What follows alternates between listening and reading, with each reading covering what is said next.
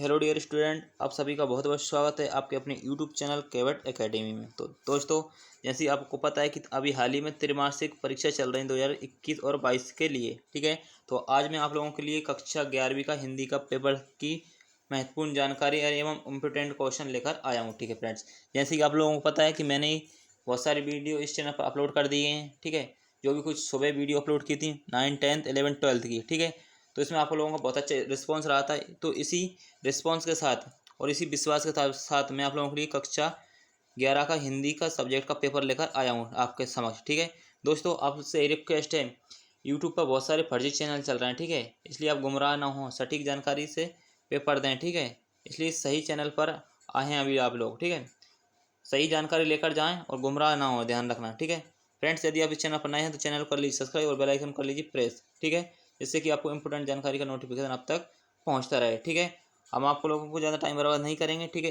अब आते हैं सीधे क्वेश्चनों की तरफ। ठीक है, तो ये कुछ इंस्ट्रक्शन आप लोग पढ़ लेना इसके। ठीक है, कहाँ से कितने क्वेश्चन सॉल्व करना है। ठीक है, तो ये कुछ इंस्ट्रक्शन है, ये तो आप लोग सभी लोग जानते हो, इंस्ट्रक्शन पढ़ लेना इसकी जानकारी, लेकिन समझ लेना इन्हीं जानकारी के आधार पर आपको पेपर हल करना है। ठीक है फ्रेंड्स, देख लेते हैं।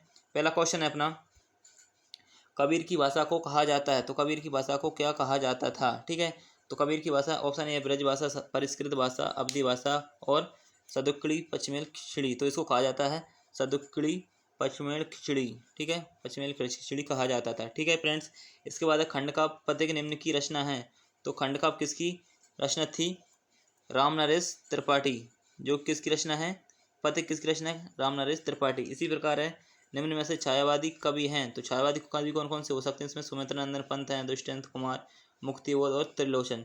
तो इसमें से जो छायावादी कवि थे वो थे कौन से, सुमित्र नंदन पंत। तो फ्रेंड्स, आपका इसका राइट आंसर क्या हो जाएगा, सुमित्र नंदन पंत।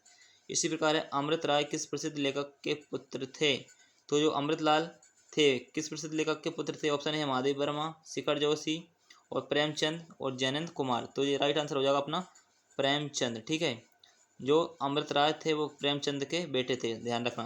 ठीक है, नेक्स्ट देख लेते हैं फ्रेंड्स।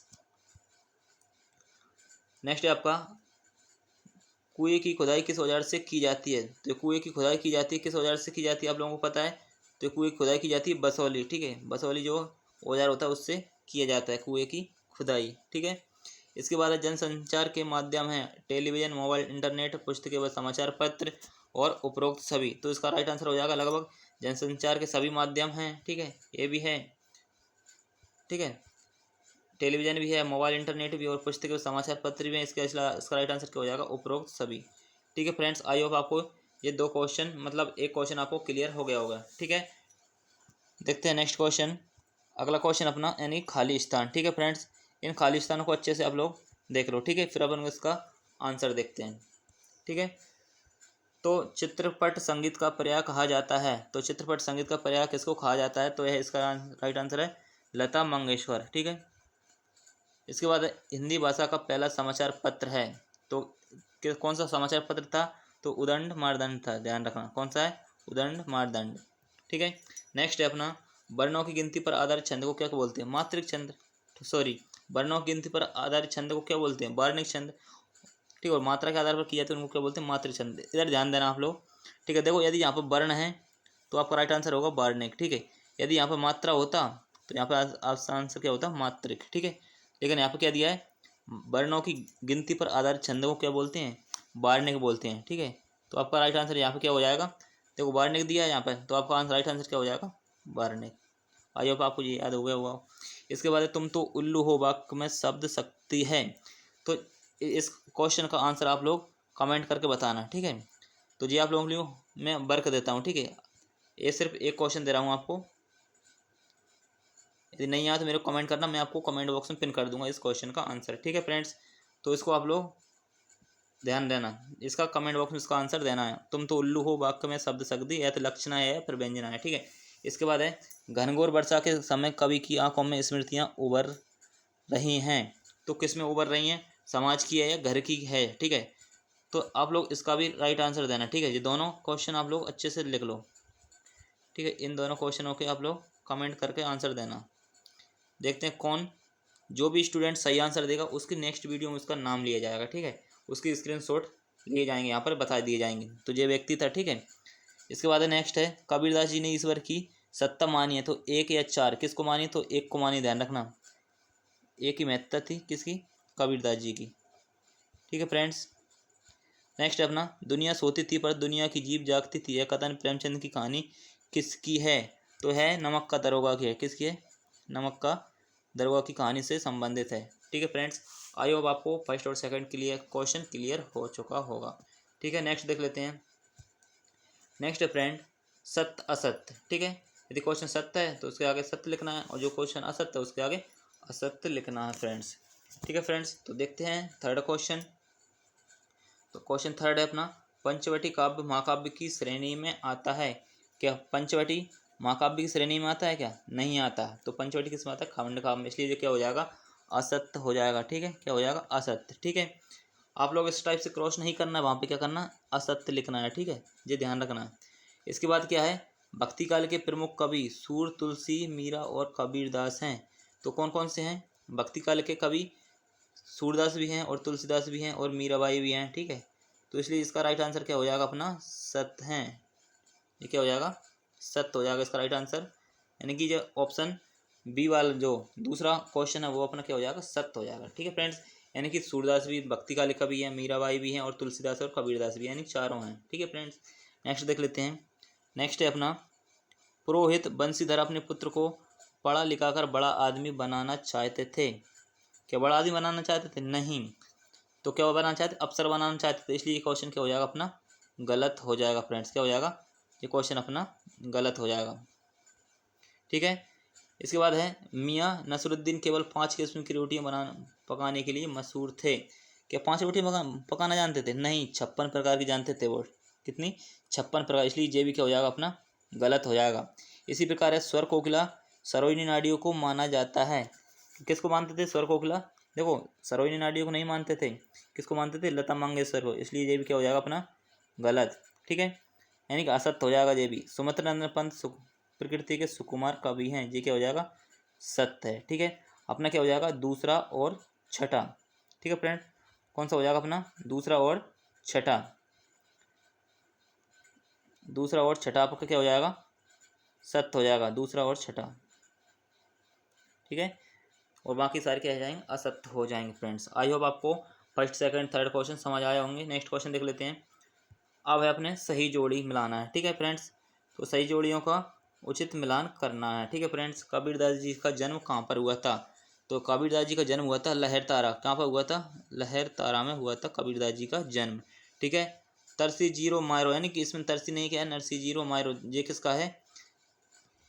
किसका है बताओ? आप लोग एक काम करना, इसका आंसर कमेंट बॉक्स में कमेंट करना, ठीक है। देखते हैं कौन कौन बता सकता है इसका, ठीक है। देखते थे कौन कितना पढ़ता है, ठीक है। तो ये 3 क्वेश्चन हो गए आप लोगों के लिए, ठीक। कमेंट बॉक्स में कमेंट करने के लिए। स्वर सामग्री है, तो स्वर सामग्री अभी मैंने जस्ट पिछले क्वेश्चन बताया था। स्वर सामग्री किसको बोलते हैं? लता मंगेशकर को। उसका राइट आंसर क्या हो जाएगा? लता मंगेशकर, ठीक है। इसके बाद है अनुपम मिश्र। तो अनुपम मिश्र किसके है? अनुपम मिश्र किसकी कहानी है? मतलब अनुपम मिश्र जो लेखक हैं, उन्होंने कौन सी रचना की है? राजस्थान की रजत बूंदें। इसके बाद है शेखर जोशी। तो शेखर जोशी क्या है? गलता लोहा।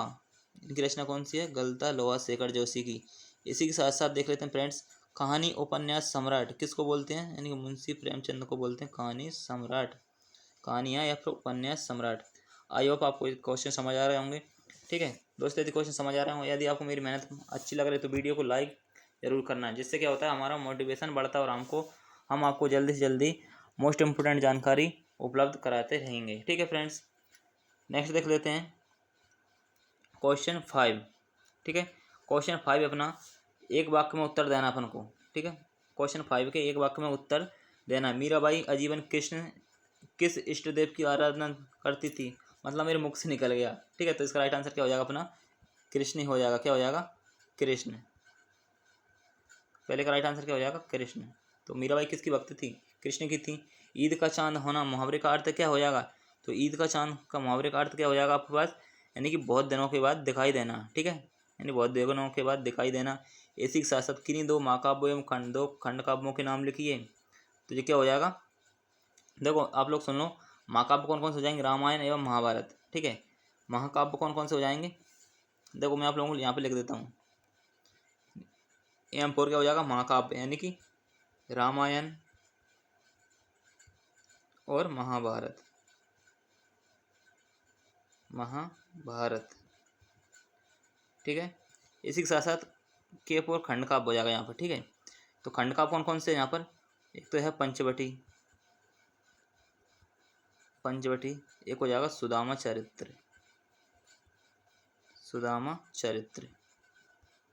ठीक है, सुदामा चरित्र हो जाएगा, ठीक है।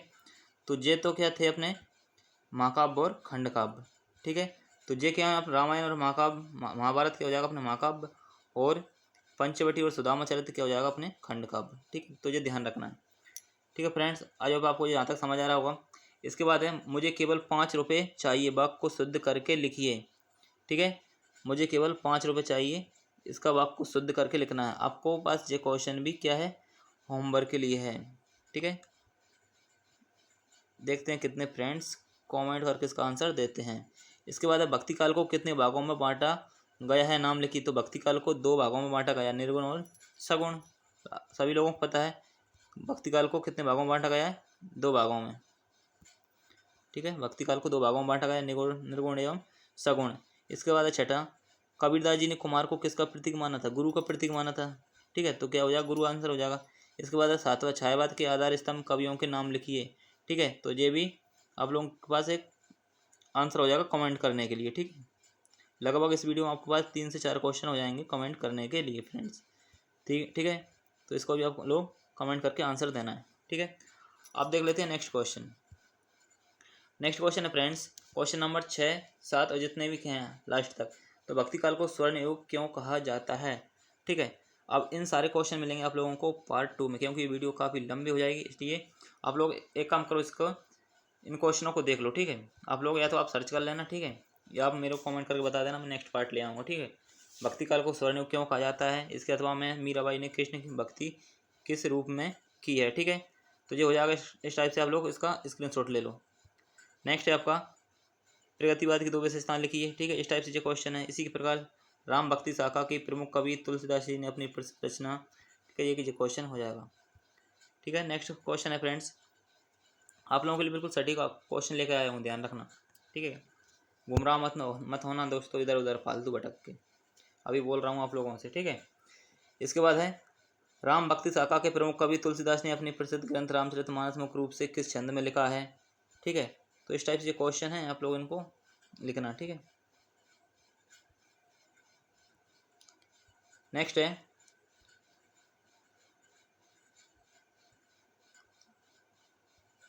नेक्स्ट हो जाएगा अपना जनसंचार के आधुनिक माध्यम कौन कौन से हैं, किसान अपने व्यवसाय में क्यों पालन कर रहे हैं, इसी के साथ साथ डायरी लेखन से आप क्या समझते हैं। तो इस टाइप से क्वेश्चन है, आप लोग इनको अच्छे से देख लो, स्क्रीनशॉट ले लो और सर्च कर लेना, ठीक है, या गाइड या बुक्स वगैरह में, ठीक है दोस्तों। यदि इनको आपको PDF चाहिए तो आप एक काम करना, जो कमेंट बॉक्स होता है वहाँ पे आपको मैं टेलीग्राम चैनल का लिंक प्रोवाइड करा दूंगा, आप उस पर जाकर ज्वाइन कर लेना।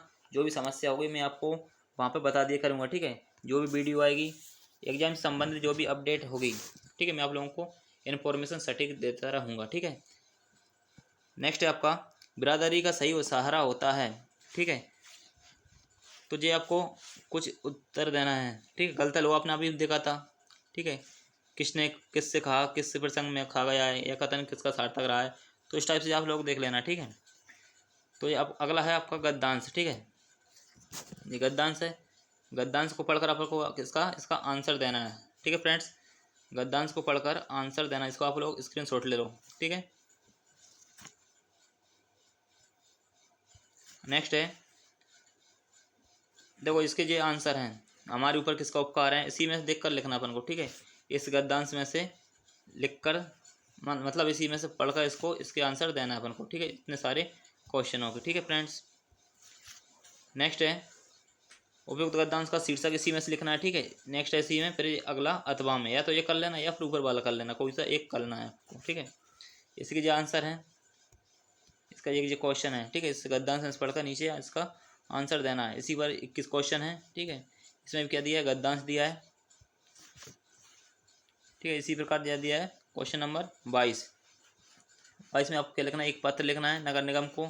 इसके बाद इसमें क्या है, दो की पुत्र पिता को एक पुत्र को संतावना पत्र लिखना है, ठीक है। तो इस टाइप से आप एक पत्र लिख देना, ठीक है।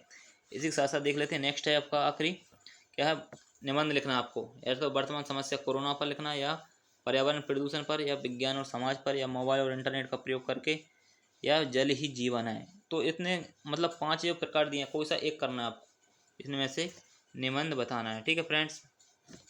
आप लोग कमेंट करके बताना। यदि आपको वीडियो पसंद आई तो वीडियो को लाइक ज़रूर करना है, और अपने दोस्तों के साथ ज़्यादा से ज़्यादा इस चैनल को लिंक को शेयर करना है, ठीक है। और जिस किसी भाई ने अभी तक 9th 10th के जो संस्कृत का एग्जाम है मतलब होने वाला है कल आपका, ठीक है, मैंने वीडियो डाल दी है, ठीक है, उनको देखकर जाना, कम लगभग 80 से 90% उन्हीं वीडियो में से आने वाला है, ठीक है। और टेलीग्राम से ज़रूर जुड़ जाना, ठीक है, ध्यान रखना। तो मिलते हैं नेक्स्ट वीडियो में, ठीक ठीक है। तब तक खुश रहिए, मस्त रहिए, माता पिता की सेवा करना, ठीक है। मिलते हैं नेक्स्ट वीडियो में, तब तक के लिए जय हिंद, जय भारत, वंदे मातरम।